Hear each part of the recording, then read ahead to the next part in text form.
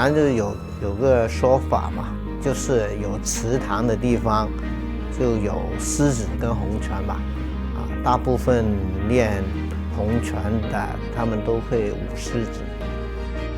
目前佛山南海全區共有2700幾支武術醒獅隊，其中大部分以習練洪拳為主。洪拳作為舞獅嘅基礎，兩者最大嘅關係就係身形、步法同橋法。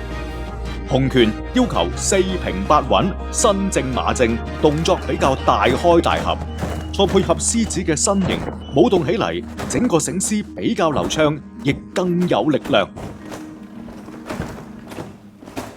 洪拳的馬步基本上都可以用來舞獅的，沒有洪拳的基本的話，舞獅就沒有那麼扎實，沒有功底嘛。弓步啊、馬步啊、麒麟步啊這些步法都要學完了才可以舞獅。